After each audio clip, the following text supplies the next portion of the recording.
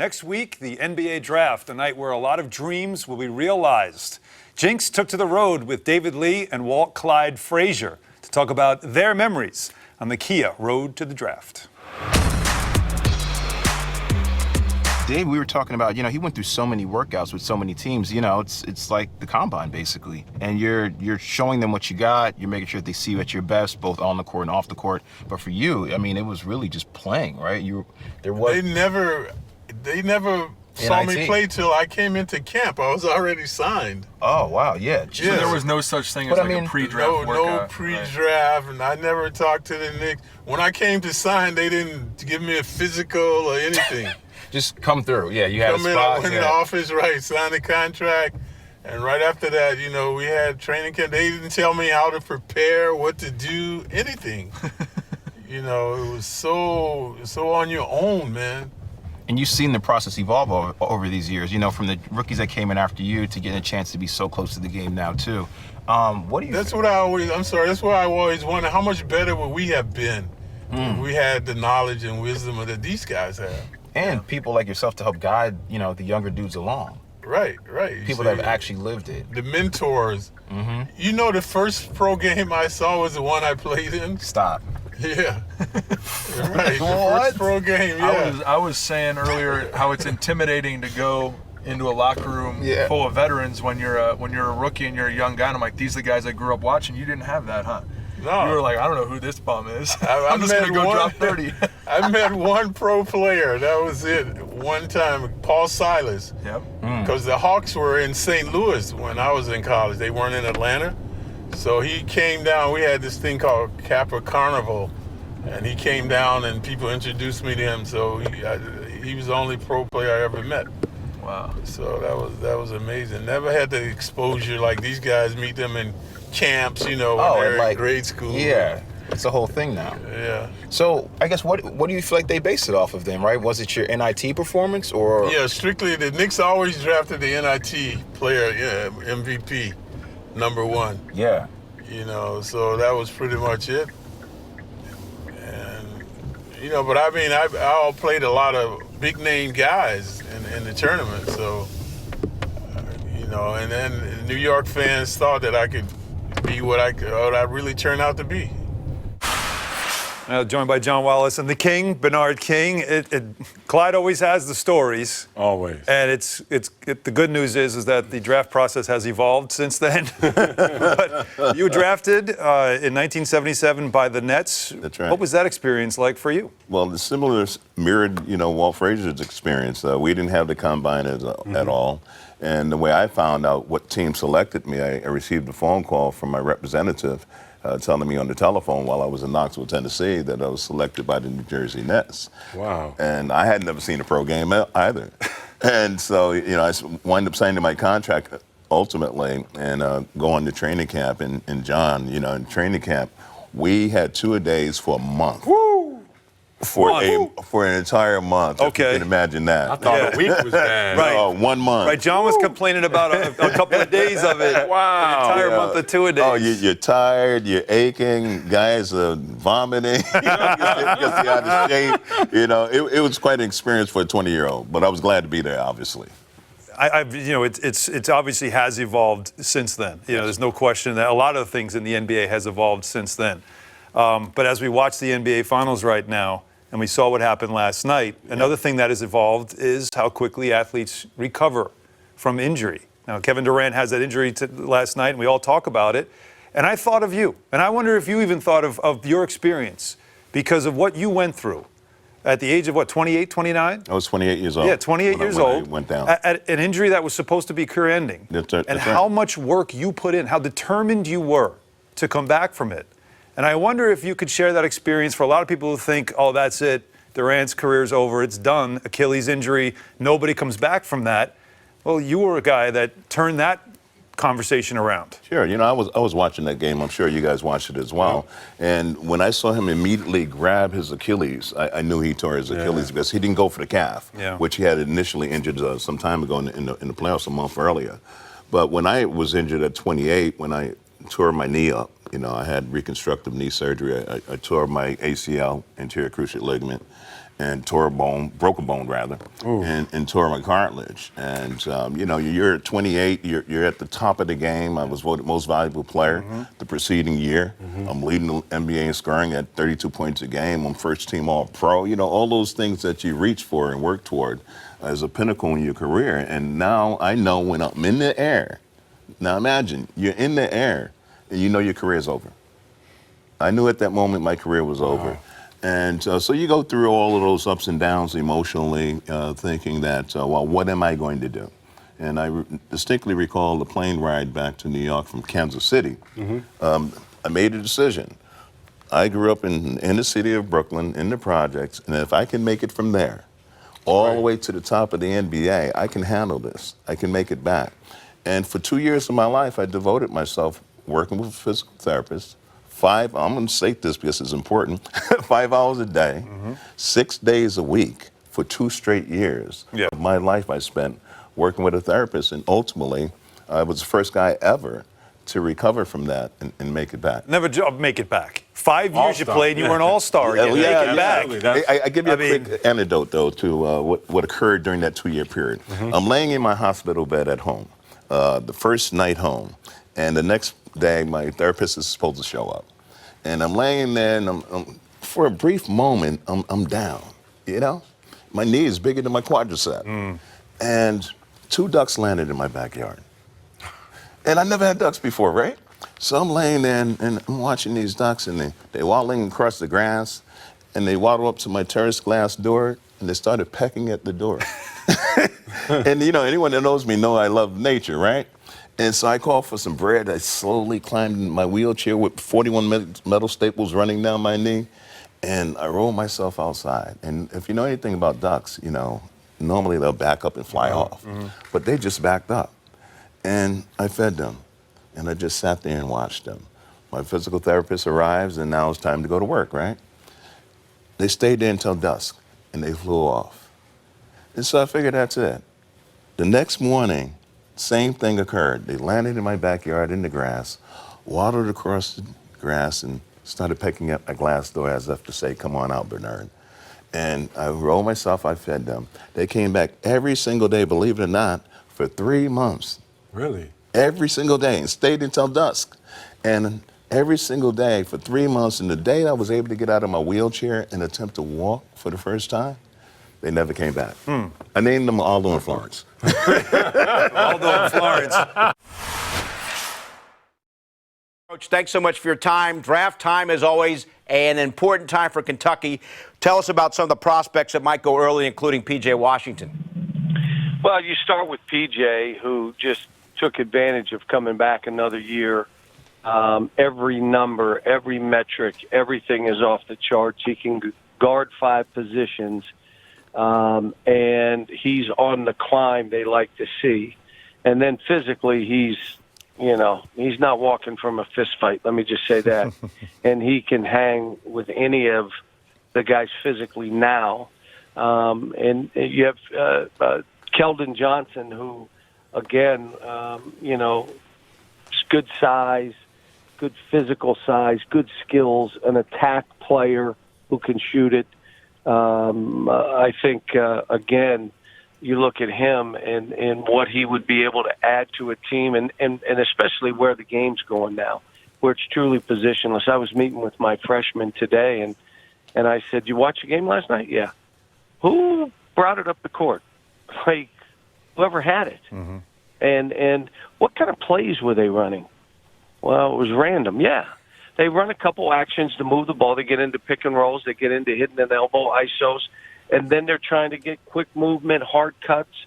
And it's where the game, which I've been talking about for a while, it's positionless and more random than anything else. But you got to be able to guard a bunch of positions. And then you have Tyler Hero, who, again, out of the mold of a Devin Booker, can really score it and shoot it, and a better athlete than people will give him credit for. Ended up being a terrific defender when, he wasn't, the one thing that kind of sets us apart about what we do, we make you learn to guard defensively, staying in front. Even that game last night, the whole thing they said is you just got to stay in front of people. You know, you don't have to steal it, but you got to stay in front so we don't have to help or rotate or jam in and give up threes and rotate the ball. And so, you know, he and the guys we have were able to do that. So I think all three of them are going to be like our other kids. They're going to be able to go in the league and really do it. So, you know, I was proud of our guys this year. Now, and without you asking, I'm going to talk about Kevin Knox. Do you remember what I said about Kevin Knox last year? Go ahead. He said, he's going to a big-time prospect that's going to take some time to develop, correct? There you go. So you were listening. Always. You were listening. Always. He's 18. He just turned 19. And I said, all you people got to be patient up there. The coach got to be patient. Scotty's got to be patient. They got to be patient because he's 18. His upside is off the chain, but it's going to take him some time. You almost got to look at him as though we got him. We're getting 2 picks early, him and whoever you take this year. That's what you got to look at this. And you know what? He showed sign. Mitchell had a heck of a year, you know, and again, his athleticism is off the chain. And so I think, again, Kevin is going to be one of those guys. But it's just, like I said, he's a talent with unbelievable upside. Just be patient. And I continue to say that to you. Now, I just recently saw Kevin Knox put up a couple of pictures from the beach. He looks like he's ready for the ESPN body issue. So he's definitely been in the gym, which we know is a big part of the development aspect. But, you know, you mentioned how sometimes it takes a year. Yeah. I didn't see the picture. Is he shaving yet? Well, he's still 19, you know. As you know, he hasn't turned 20 yet. That's still another 2 months away. So he's still a teenager. New York, and you can't go into any clubs or bars. That's a good thing around here. That's actually important. But, hey, Coach, you know, you did mention, though, sometimes you do have to have the patience with the player. De'Aaron Fox is a great example of that. As a rookie, he comes in. He's still a bit skinny, a bit light, a lot to learn, takes a bit of a beating.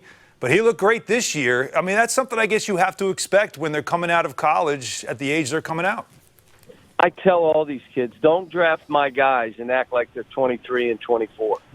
You know, we haven't talked about Reed Travis, who I am telling anybody that will listen that you want him on your team. You want a true professional kind of player who,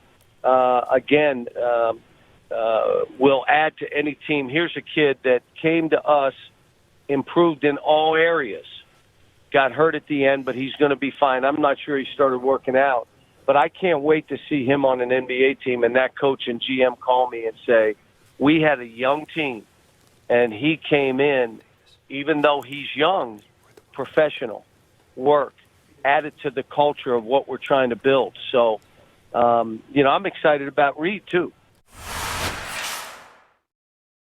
Marty, thanks so much for your time. Tell us about your role with the Devils and what you do on a day-to-day basis.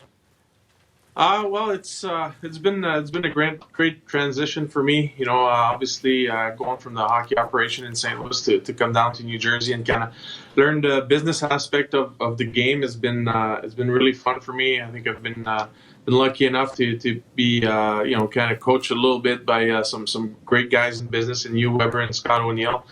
And, obviously learning a lot on the job, a lot of terminology I still got to get a grasp on. But I think it's fun. You know, obviously, we are a team that's growing and is going to get to success pretty soon. And it's kind of nice for me to be back in the organization. Is having that role on the business side of things sort of a way for you to learn everything about how to run an organization? It seems like you were on the hockey side as assistant GM in St. Louis, but here it's obviously a much different role.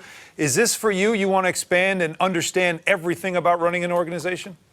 Yeah, a little bit. You know, I think there's two folds of that. Obviously, the learning curve is huge, especially when you retire and you jump into a hockey operation, and kind of got a good grasp after 4 years of spending my time in St. Louis. Now it's a different challenge. Obviously, in my life, I wanted to take competition is fun. You know, I've been living it since I'm 20 years old, and now I'm 47. And from my playing days to hockey operation is always that drag of winning and losing every single day. Obviously, in the business is a lot different. You take a little more of a laid-back approach, and I was looking forward to do that for myself and my family. But at the same time, to be able to to learn what I needed to learn to really know what running an organization is all about. Marty, you mentioned you were in hockey operations with the Blues before you rejoined the Devils. What do you think about the Blues being in a Game 7 Wednesday night against the Bruins for the Cup final?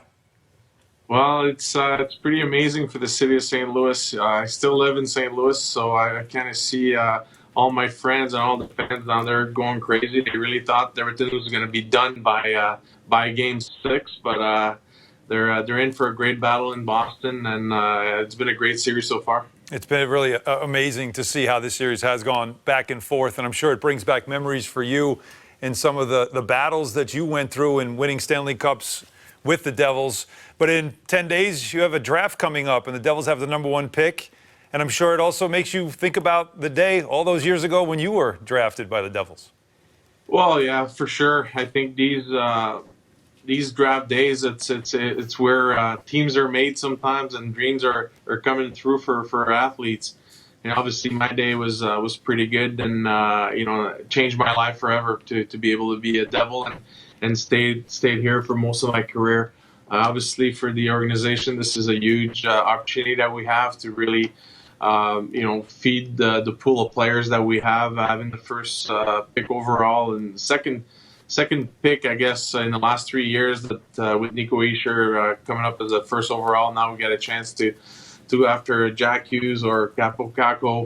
It'll be interesting to see Ray Shero's decision on that one. But I think for us, in the organization, we're really excited to have this opportunity to select #1 overall again. Marty, in 2003, you won a Game 7 in the Cup final as the Devils beat the Mighty Ducks of Anaheim for your 3rd Stanley Cup crown. What's it going to be like for these goaltenders going into a Game 7 on Wednesday night? Well, I think my approach is kind of funny a little bit when I played that game. It's such a drag, it's such a long road to win a Stanley Cup, and finally, this is it. Wednesday, come the end of the game, it's over. And I think that's the attitude that you have. It's like to leave everything on the table and make sure you prepare yourself as well as you can, and there'll be no tomorrow, regardless of the outcome. It is what it's going to be, and just embrace it. I lost the Game 7 in 2001 to Colorado, and I won one. And I think the experience of me maybe thinking about certain things in 2001, it was a lot different the second time around in 2003 when I was able to shut out the Anaheim Ducks.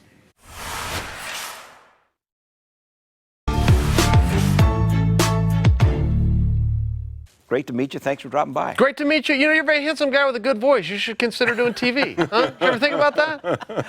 I thought about it a little bit. Yeah, give us some consideration. So you're 42. What are you? 42 years young. Right. How are you still fighting? Growth hormone and steroids. Is that right? Is this between us? Is this a private show? Just the 3 of us? Rated G. I don't know if we can go down that road. Yeah, it's a whole big thing. You're ageless, though. Seriously, is it hard? I didn't see the camera. Can we redo this? No. Listen, I love this sport. I had some really good mentors. Randy Couture comes to mind. He fought till he was 47. Dan Henderson comes to mind. He fought for a title at 48. Yeah. And I came up with these guys. I kind of learned the right way to train. I've had a lot of good luck, I must say. I see a lot of guys with injuries and whatnot. I didn't have to deal with that. But I also have a passion for the sport. And I also failed in many ways. I haven't reached my goals yet. Now, Chael, you fought 2 of the greatest legendary UFC fighters of all time. Can you talk about John Jones, and talk about Anderson Silva in terms of their greatness in the UFC world? Yeah, Anderson Silva, who is probably my mortal enemy, but I'm also attached to his career. Even if it's this much, every time he gets in the ring, I feel something special. And I also think, in fairness, he's somebody that you can learn from. He was a legend of the sport. He did prepare the right way, and he did carry himself the right way. And great competitor, by the way, as well. When you look at John Jones, he's just so dynamic and talented. He's got some reach. He has a couple of advantages. But I don't see him getting beat anytime soon. He's a force. Now, you're a former wrestler. Correct. Your opponent on Friday, Lyoto Machida, comes from the world of karate. How might that end up impacting how things go? I thought we settled this debate about wrestling versus karate back in 1993. I really thought that this was a closed issue. And what was the resolution? Wrestling! Come on, karate got embarrassed. He's 40 years old. I can't even believe they let a guy 40 years old fight. If I told my father... 42, though. 42 years young. Okay. And he's 40. So he's 40 years old and you're 42 years young, That's correct. Right? Okay. If I told my father I was going to fight a 40-year-old man in New York, he'd punish me. He'd say, I got to get you to more church more, son. I failed here. He wouldn't let this happen. This commission's going to let it go. But I gotta what's give him a beating. To those that don't know, all kidding aside, wrestling versus karate as a background in MMA. Okay, so karate is stand-up exclusively, and wrestling is on the ground exclusively, or at least no strikes might be a better way to say it. So it is a little bit of a clashing of styles. Wrestling was able to control karate historically. Now, Lyoto, in fairness, is very different, and he's taken out some very good wrestlers. He's been a world champion himself, but he is the only karate guy to ever reach that level. No karate guys even reached the championship match, let alone a world championship. And I mean that as a compliment to him. He is a guy that was able to take the art that his father taught him and also adapt the grappling. He got a black belt in jiu-jitsu, and he's gone to the highest levels. Now, where's the Chael that talks all the junk? I want to hear that, like, talk junk about the guy. You know, he's an old man. You're always demeaning. They're making me fight an old man. I don't want to talk trash about this. He's 40 years old. They're going to put him in the ring with Chael Sonnen. Come on. Come on. You know how scary that would be? These 20-year-olds don't want to get in there with Chael P. One-on-one, That's two-on-one, Chael. There we go, baby. There we go. They'll all be Okay. 9-1-1. You got them all stirred up now, John, you see? wake him up, baby. He I'm being ready. real with the 40-year-old man. They're going to put him in a cage with me. Now, Yes. you're known for fighting any and everyone, no matter who comes your way. But what style do you prefer to fight? If I was to fight a guy, I really prefer probably weight class over style. I'd like to fight a guy my size. Going up to heavyweight showed, bravado and macho. So I had an 205 ego. you're- Yeah, I'd like to fight at 205 pounds. And then Okay. whoever they got at 205, I try not to choose after that. I've always felt like bullies choose their fights. The bullies, that Okay. they take a fight with someone they know they can beat. I take on all comers, but if I'm being honest, I'd prefer somebody my size. All right. What's most important for you to win on Friday night?